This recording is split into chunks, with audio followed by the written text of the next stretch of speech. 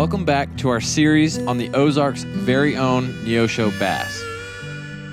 In the first two parts of this series, we've learned about the recent elevation of the Neosho Bass from a subspecies of the smallmouth to its own distinguished species. We've also heard a little about how the Neosho Bass's native range in the western Ozarks has seen a tremendous amount of change over the last century. For part 3 of our series, we're going to focus in on the very place that represents the epicenter of those changes, talking about the Illinois River watershed in Arkansas and Oklahoma. Under the Flood Control Act of 1938, Congress authorized the construction of a dam on the Illinois River for the official purposes of flood control and hydropower. Named after a prominent Cherokee family who owned land near the future dam site, Ten Killer Ferry Dam began construction in 1947 and was completed in 1953.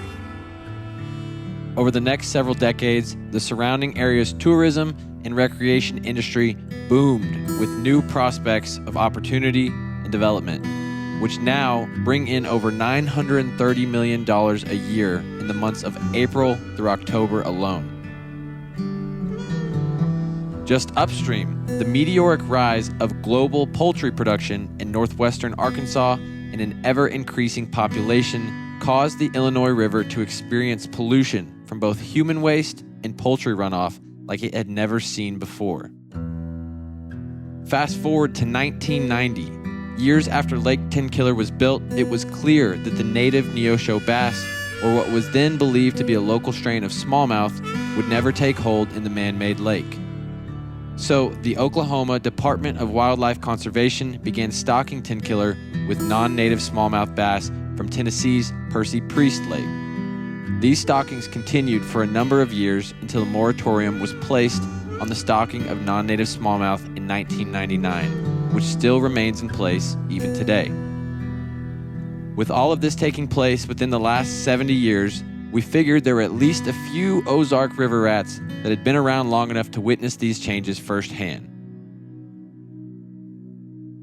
First, you'll be hearing from a phone call we had with our buddy and former guest on the Ozark podcast, Donavan Clary. Next, we'll be talking with longtime guide on the Illinois, Larry Clark.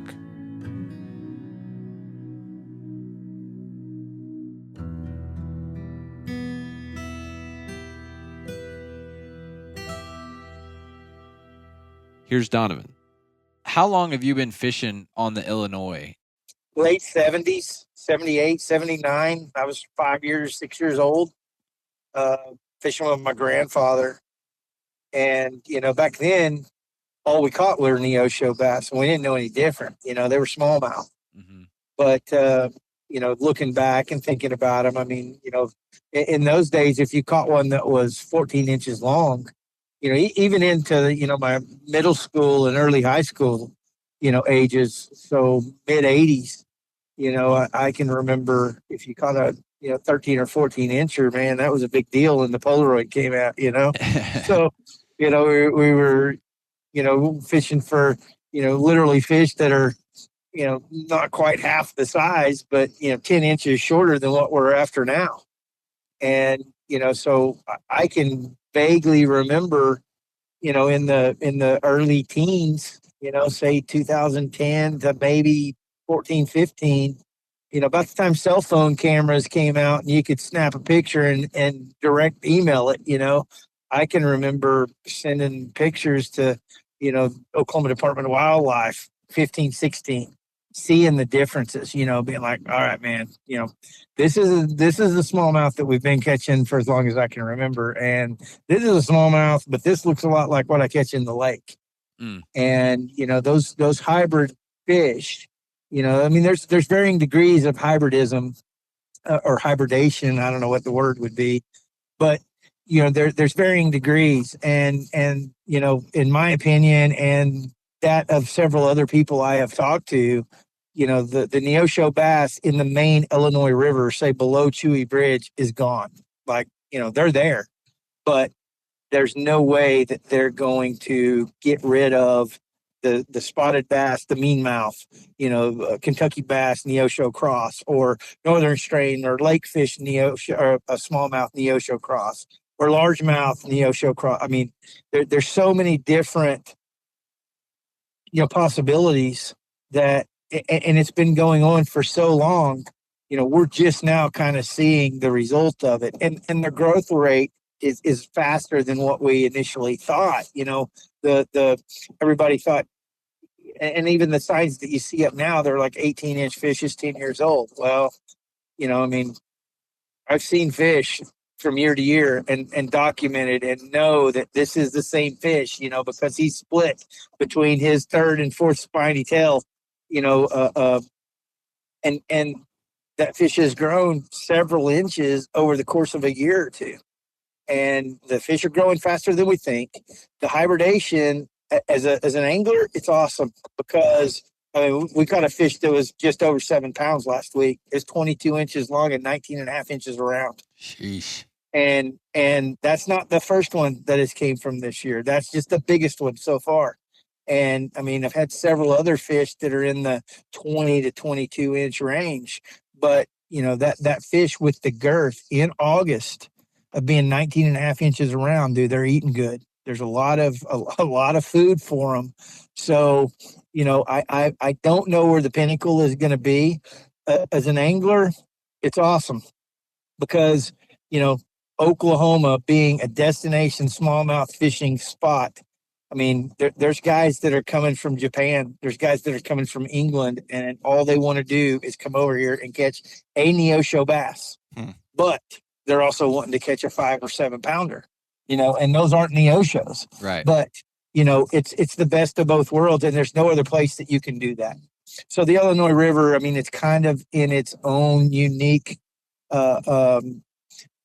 situation. And I think there's a lot of people involved. I think it was in 2018, maybe 2019. They tagged a bunch of fish on the river, and, they were monitoring in this survey how far the fish were actually moving.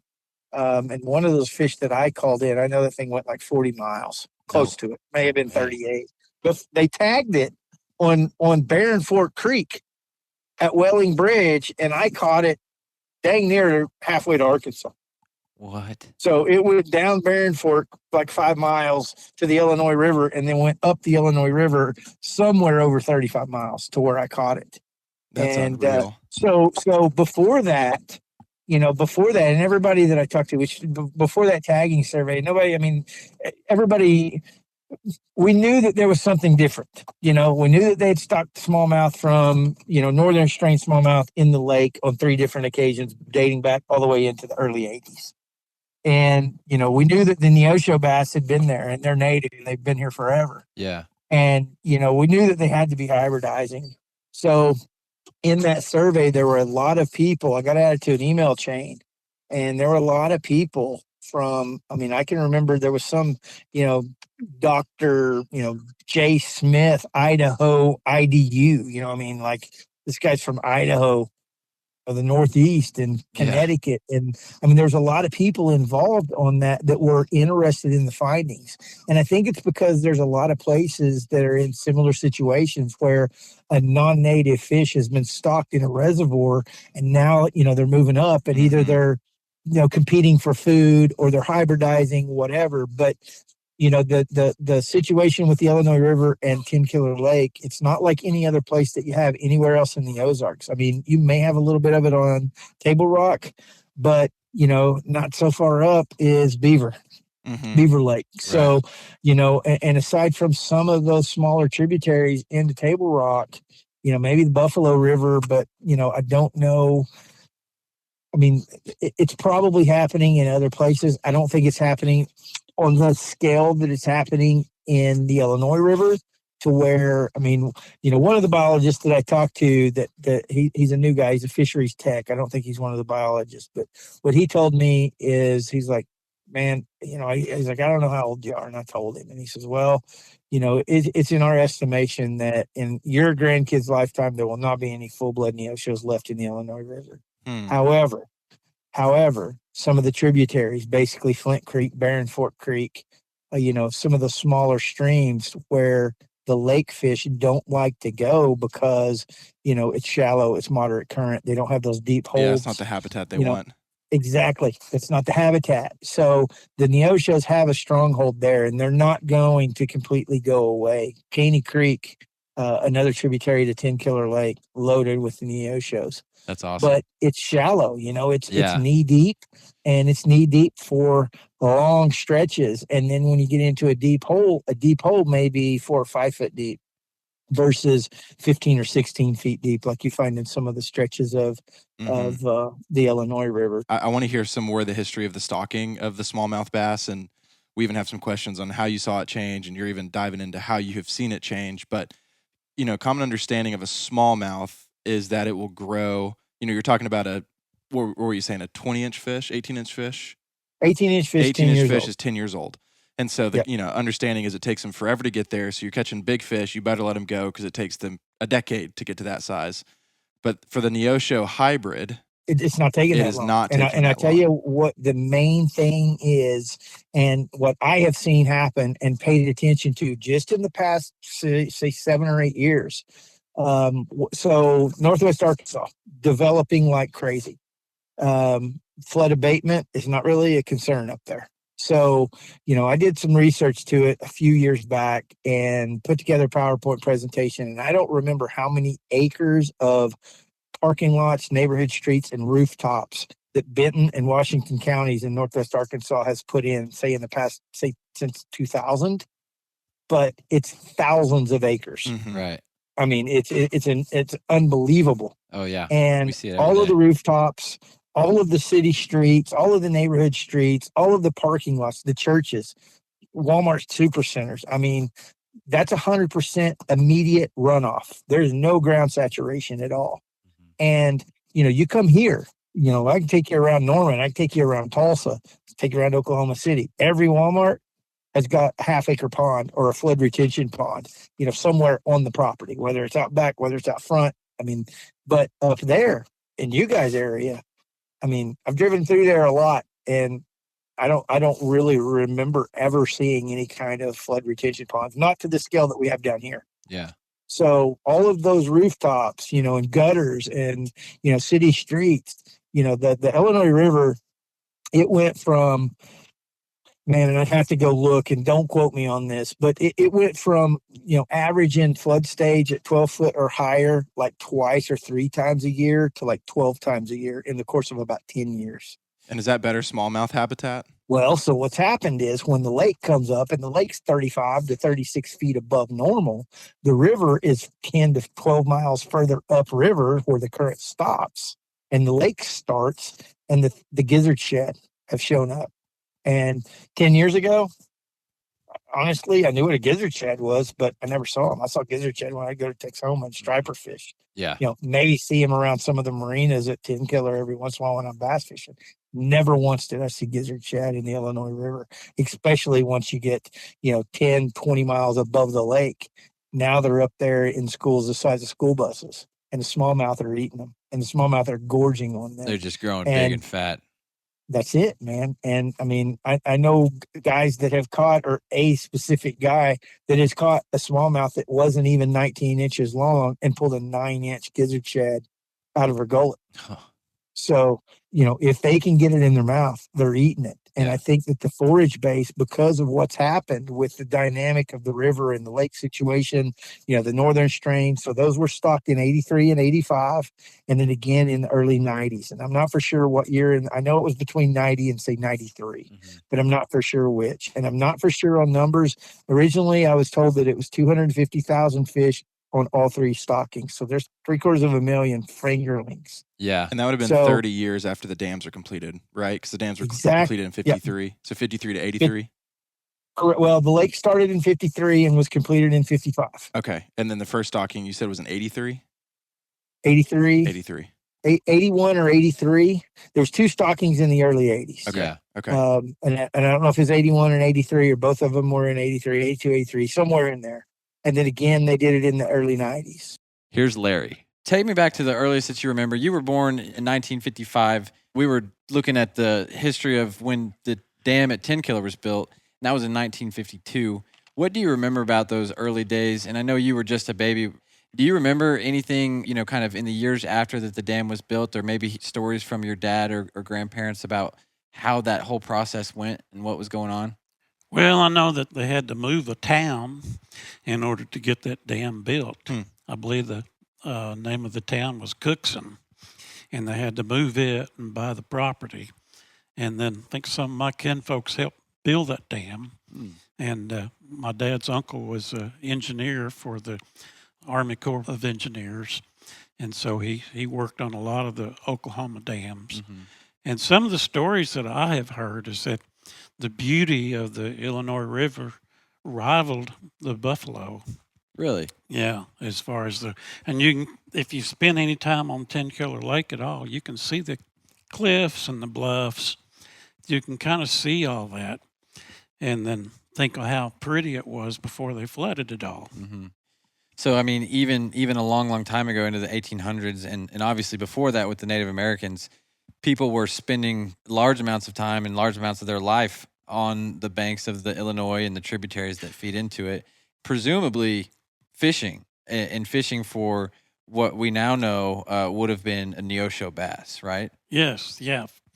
Just commonly known as a little bass and little bronze bass, and some people would call it a Neosho. But for the most part, it was just a little bronze bass that people, went fishing for. Unlike the buffalo, which, had people from all over the world coming to fish it. Of course, that was in the 70s or so. It was mostly the local people that were fishing for the smallmouth in the Illinois. There wasn't that much traveling involved. The majority of them that you'd catch were 10-inch, and good one you want to take a picture of was 12, and if you caught a 14-inch, well, that was almost a trophy. That was a monster. Yeah, that was a monster. And of course, they fought like monsters, and and even get up in the air, get aerial, and run this side and run that side. And they were known, as you said, for being very feisty. One of the old guys in one of the old fishing books said, "Pound for pound, the fightingest fish there was." What do you think culturally the Neosho meant to just the population around the Illinois River? Well, it's just kind of a symbol of the river. They were free and they roamed back and forth, and there wasn't any dams, and and people got on the river and went fishing for them, and in those days they didn't have to worry about not keeping too many or catch and release wasn't even a thought then. Yeah. Because it was a good food source. You probably get looked at like you were crazy. Oh, yeah. You caught a fish and then put it back in the water. Catch fish and put it back. What are you doing? Yeah. It was just a part of the life of the Illinois River area. And, everybody, if you put a fishing pole in your hand and fish that smaller water, you knew what they were.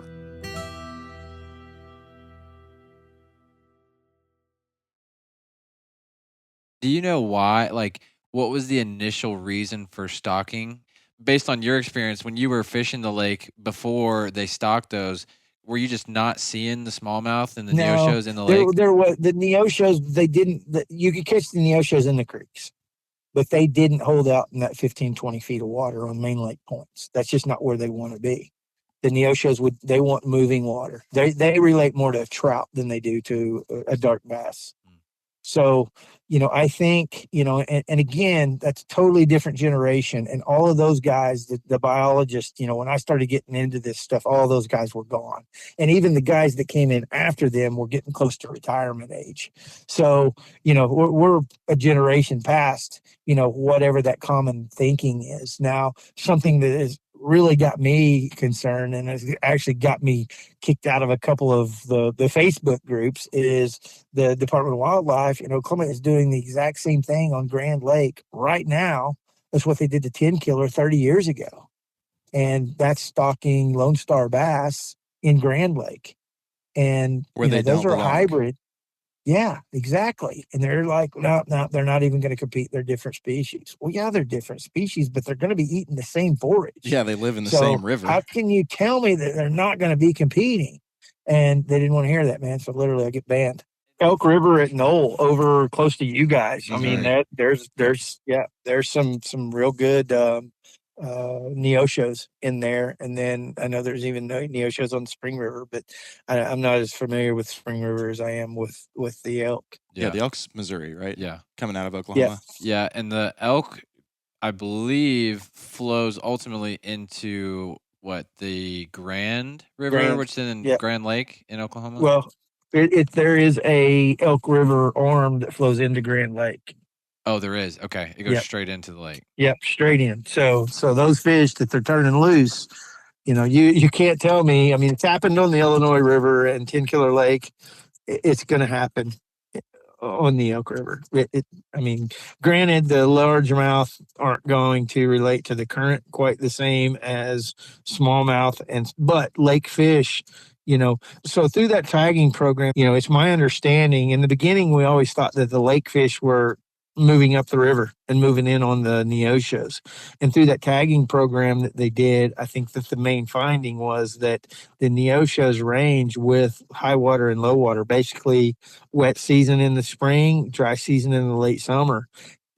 And they end up downriver closer to the lake to get through the winter in the deeper holds where there's water that's deep enough to have an actual thermocline. Mm-hmm. And that's where they're spending through the winter. And then, they're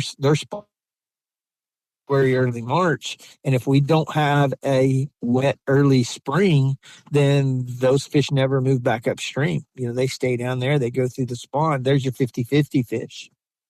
And then as soon as the water comes up in 2 years and those fish are sexually mature, boom, up the river they go. And honestly, they can go to Arkansas if they wanted to. So it's not as much that they're getting encroached upon as much as the water flow is determining where they go. They end up closer to the mouth of the lake, when they competing for resources, mixing all of their reproductive 100%. processes, and then hybridized fish are heading upriver.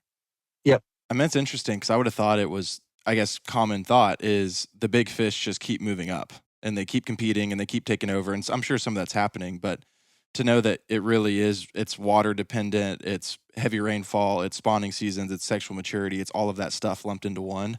That makes sense why, you start to get a clearer picture of it. It's not just the river is just an inanimate, non-fluctuated entity. It changes. It changes literally from spring to spring. I can tell you 2 springs ago, Chewy Bridge that's 30 something feet above the river was almost underwater. And this spring, man, I mean, I don't think we had but a couple of big rainstorms come through. Yeah. So, summer to summer, spring to spring, it changes. And with every high water event, that gravel on the river is moving around and those holes are changing. And what I've learned is the lower stretches, the closer I get to the lake, the more diverse the populations of species become. Mm-hmm. Walleye, several different species of sucker fish, the buffalo, the spotted bass, Neosho crosses, the spotted bass, northern strain smallmouth crosses, and then the hybrid Neosho northern strains, and then the straight lake fish and the straight Neoshos. I mean, you could literally go up there and catch a dozen different species of fish in a decent day of fishing. Whether you're fly fishing or spin fishing, it doesn't matter. But, the further you go upriver and the closer you get to the headwater or, the stream setting, the less diverse the population of fish become. You start seeing more Neoshos, you start seeing less of the lake fish, you start seeing less of the Kentucky bass. Here's Larry. Talk me through the history, best of your knowledge, that you know of kind of how things started to change. Because when we were talking with Dr. Taylor, he was talking about, we see these lakes in Tennessee and up north of these smallmouth, and there's excellent fisheries. These populations of smallmouth thrive in these lakes, and get huge. And then when they put in the lake at 10 Killer, the same things didn't happen.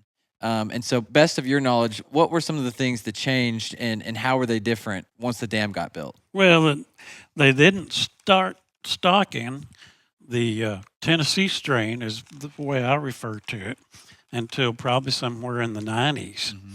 And it really took a long time for those fish, as far as I know, to they started working in the lake, and 10 Killer kept becoming more and more known as a smallmouth lake, and even started doing tournaments, specifically fishing for smallmouth on 10 Killer. So it really didn't come around until I'm going to guess, 8 or 10 years later before those fish really started moving up and partying with the Neoshos. Mm-hmm. You were actually fishing in the area well before they stocked the Tennessee strain in, I believe, the early 90s, like you said. So a smallmouth bass. Yeah. Tennessee strain or a northern, I'm not sure the differential there. I've heard them called both. It would have been Micropterus dolomieu, the true smallmouth bass. And then that would have happened in the early 90s. You started guiding when? About 2000. About 2000. Yeah. So it took a couple of years, but as you started guiding, and probably leading up to that, I assume you've been fishing, right? Since you got your fly rod and you're getting into it, kind of building up your skill set. Did you start to notice that things started changing in the places you were fishing? I know you mentioned you preferred to fish in the river, so you were there and you were catching a lot more Neosho. Over time, did things start to change and you're seeing, man, these fish are getting a little bit different and stuff is starting to shift? They were. And every now and then you'd pick up an oddball, or somebody that was, a little bit bigger than he was supposed to be, or maybe a little more camo than the standard Neosho. There was some oddballs. You talking a hybrid? Yes, talking the hybrid, but not really that many, because the hybrid and the Tennessee strain, I think that they like deeper water, and they don't really like the skinny water and don't spend a lot of time in the riffles. And so the way we were fishing then, we just didn't catch a lot of them. Yeah. And because they were down deep where we wasn't paying much attention. I'm sure they were there because it really come on super fast. Yeah. And I've had this discussion with some of the guys I know. We're not real sure who kind of started the big deal on catching the larger fish. We kind of figure that's probably some influence from, guys up north fishing out of Wisconsin or places like that. But on the hybrids, the majority of them that they're catching now with a fly rod, you're using a sink tip or a full sink line and little short leaders and big, 5 and 6 inch baits. Right. And fishing way down deep. The whole idea is getting deeper down into that slower water where those bigger fish live. And Dave Whitlock turned me on to this. He said, I think the majority food source for those guys is probably gizzard shad because that's what they're eating on in the lake. Yeah. And so they're just kind of zoomed in on big shad. So you're noticing 10 years in some hybrids happening. Yeah, it was smallmouth influence, and then still catching the Neosho bass. What else about that time, being on the river as a guide, were you noticing was changing about the river and the fishery and even the fish themselves? Well, the fish themselves, it seemed like, there was the higher up you got, the more you were into the Neosho. And then as you went farther down, it was that movement of the Tennessee strain, with the Neosho, and then those fish change, and there's hybrid one, as Andrew would say, and then, and then the hybrid on the Neosho, there's hybrid two. It was gradual. I mean, it didn't just happen overnight. And so the higher up you got, with more Neosho, more the smaller, little brownies, and then the closer you got to the lake is when the bigger fish started showing up. Was size the main indicator of, oh man, we're really into the Neoshos? We're kind of sitting in that 12 being a really good fish, 14 being a really good fish, 14 fish. being an excellent. But then there was color changes too. Now, you have to consider that a Neosho can change colors on you. And don't know if you guys ever paid any attention to that, but he will. Yeah, and when they get stressed out, right? I wouldn't necessarily call it stress. Okay. It depends on where he's been eating, and where he's been. If you catch him out of a skinny riffle, he's lighter colored. If you catch him off the end of a ledge, he's darker. they just kind of camo into the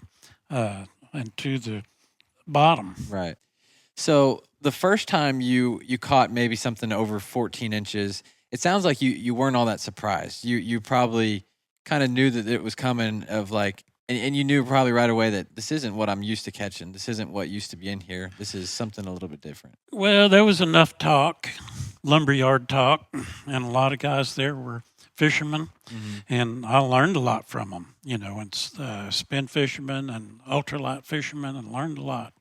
By then, people had cell phones. They could take pictures, and they'd come back to work and say, "Man, look what I caught. Yeah. What'd you catch that on?" And they say, "Oh, olive rooster tail."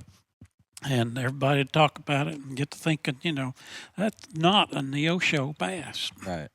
He's colored up wrong and he's way too big. And not real sure how word got around, but eventually word started getting around. And the fish started getting bigger and the stories started getting bigger and more people started showing up. As they do.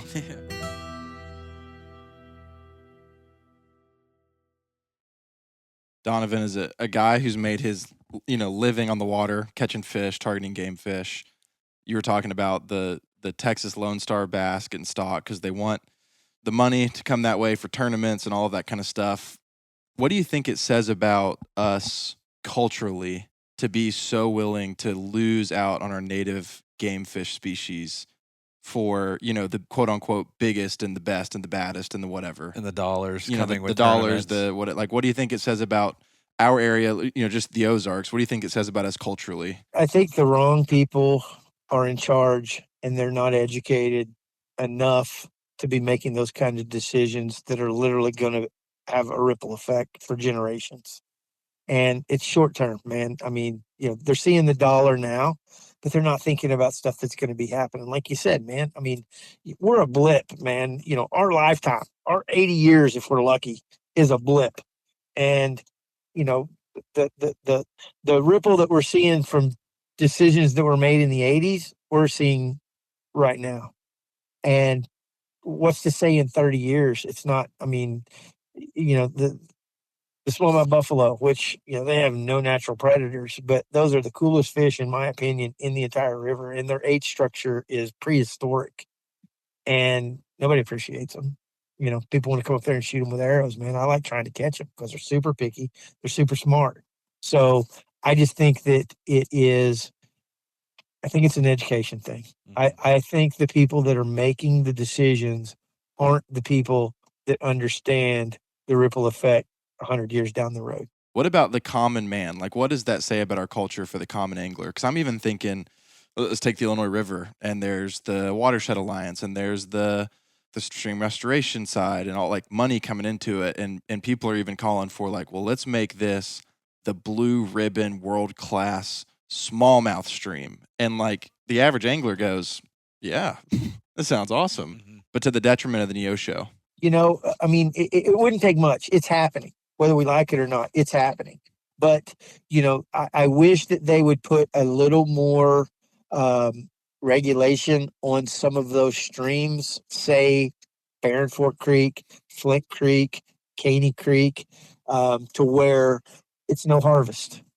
So several years ago, to catch a smallmouth on the Illinois River, I think it had to be 18 inches to keep it. And then now, I don't know, it's dropped a couple of times, but now it's 14 inches. And I was mad. Honestly, I was mad. I'm like, why in the world would they drop this to 14 inches, man? We're catching fish that are 22 inches. I've seen fish that are 24 inches long. Like, we need a slot limit of 24 inches. Well, the average length of a Neosho pure blood max is 14 inches. And those fish are past their sexual prime. Like, those aren't your spawners. They aren't your baby makers. So the 14-inch limit is to help get rid of those invasive species, the northern strain smallmouth or the hybrids, because the full-blood Neosho most likely is never, ever going to be over 14 inches. And once that was explained to me, I'm like, I'm all for it, man. Keep all the 14-inch fish that you want. But there still needs to be some kind of regulation to where, because I like guys coming into town and catching those, 20, 22-inch fish, and I get to put pictures of them up on the internet and 4 more guys call.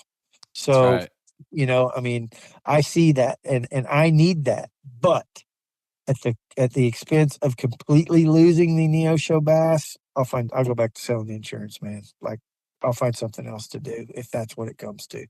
Theory of evolution, I get it. These fish are going to adapt or, go extinct. Well, these fish have never had a problem until we built a lake.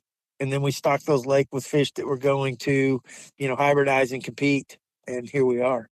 The overwhelming attitude about the river and the fishery changing was positive. These fish are getting bigger.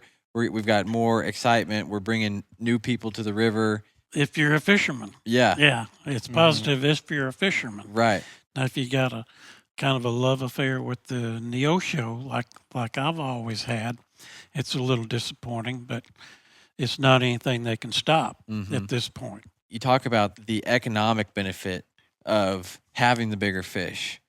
As time went on and that Tennessee strain moved further up into the Illinois, you started seeing more people on the water. You started seeing more guides on the water, more people fishing, excitement.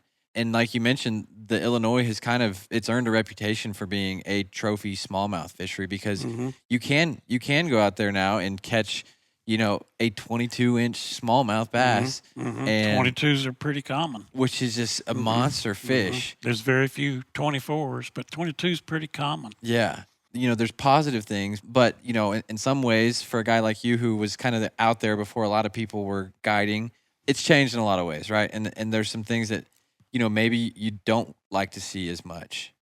I always kind of figured there was plenty of river and plenty of room. So the growth in the sport fishermen really doesn't bother me that much. Yeah.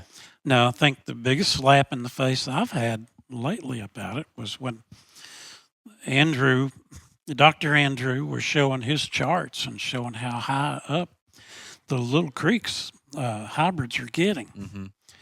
And that was kind of spooky to me. Yeah. Neosho are losing their home range. Yeah, and their homelands. I think there's a point where they'll slow down because it goes back to what I was saying before about the hybrids and the Tennessee strain. I don't think they like the skinny water.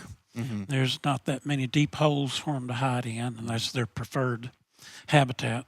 What do you think about the sentiment of, if you're an angler, if you're a fisherman like us, like we all three are, you want to go out and you want to have a great day, and you want to catch the biggest fish you possibly can, right? How do you balance that personally, maybe, just with displacing something that has always been there, has adapted to that specific environment? Where do you draw the line of where it's acceptable and appropriate to want bigger fish always, and where you want something that's maybe more adapted and over time that's kind of its native home range? Well, I don't have any control over it. It's happening. It's something that Fish and Game started unknowingly. I really don't think they expected that migration. From everything I've heard, I don't think they expected it to happen. For all I know, they may not have even known that the bigger fish could even nest with the little Neoshos. And so it's so massive, that change right now, that there's really not anything they can do about it. Here's Donavan. Something that you said, going back to that concept of it's not the big fish necessarily pushing up into the river. It's the fact that the Neoshos are coming down for the thermocline in the winter. They're staying around. They're congregating in the same place, hybridizing, and then moving back. I feel like that makes it even that much more prevalent of a threat to kind of see the full-blood Neoshos go away, because if you have this half-breed that's, one side of it prefers the smaller creeks and it can move up and go further, the other side gets big, you have that dynamic where it's kind of like infiltrating the gene pool, and then even more so, it's able to spread more to where you really are going to fast forward 100 years. You could see a world where real quick there's very few, if any, full-blood Neoshos left, just because they've hybridized and changed. Yeah. What I want to ask you is, with that being a possibility, why should anybody care, right? Like, if we're anglers and we just want to catch the biggest fish, philosophically, what's your take on why should we care if we keep the full-blood Neosho, and why don't we just let every fish get as big as possible so we can catch them? I mean, I'm more about, the diversity of the the native fish. I mean, this is one small area of the world that these fish are found in. Literally a handful of streams have a fishable population, and they're all in the Ozarks. Arguably, the Illinois River is the best place for numbers and size. As a conservationist, man, I want my kids and my grandkids to know what a Neosho bass is, because that's what I learned to fly fish for. And, that is what spent, weekends on end, all through the summers running up and down the river, chasing and trying to catch. And as an angler, I want those 7 and 8 pounders. I want that state record smallmouth. I want everybody in the world to know that the Illinois River is the place to go, aside from Canada, if you want to catch a trophy smallmouth.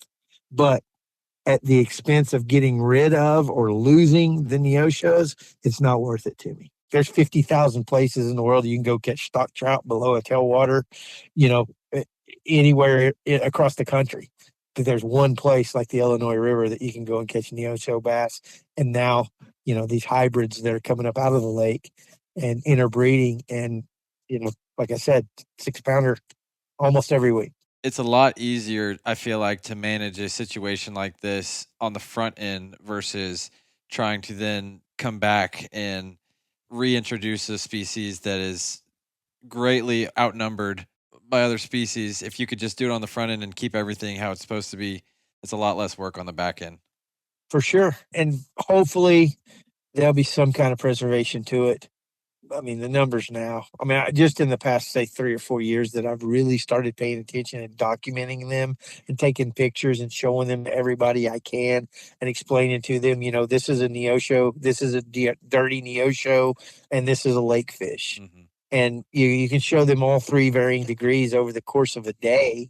And, then you get back to the lodge at night and you're sitting around eating hamburgers or, bratwurst and drinking beer or what have you, relaxing. You start scrolling through pictures and like, dude, this is the prettiest full-blood Neosho I've seen in a long time.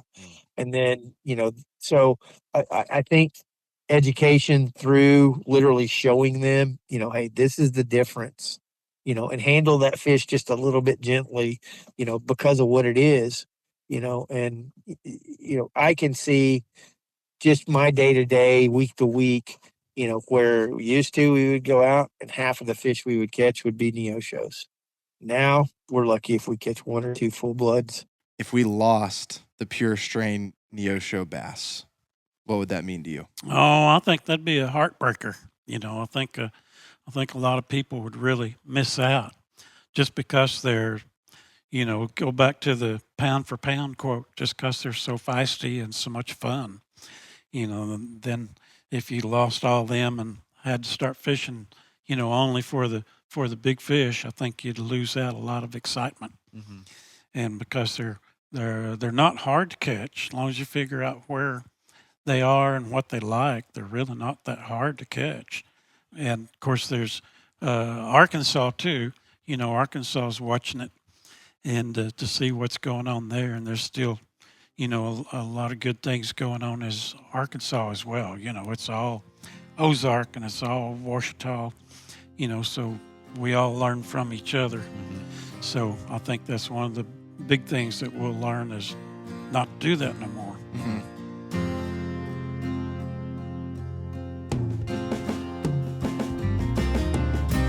Well, there you have it. Donavan and Larry mentioned over and over how they were noticing clear differences between the fish they grew up catching and the smallmouth that was stocked long before the Neosho was classified as its own species. Hopefully, now the idea of the Neosho bass being a symbol of the Ozarks hits a little closer to home. You see, people often derive cultural value from their ability to see parts of themselves in non-human things. We call that anthropomorphism. It's fascinating to think about the connection we share with the unique animals that live among us. But perhaps it's not at all that surprising when you think about the one very important thing we have in common: our home, our soil, our water, our plants. Collectively, we call this the land. Though our modern lives have never been more disconnected to the land, we are inextricably linked to it. Next week, we're going to be wrapping up the interview portions of our Neosho Bass series by talking with 2 former stream biologists for the Oklahoma Wildlife Department of Conservation, who've ripped off the red tape and can provide their unfiltered perspective on the research that's been done and how that can inform legitimate conservation management. We're near the end, but we're not done learning quite yet. We'll see you next week.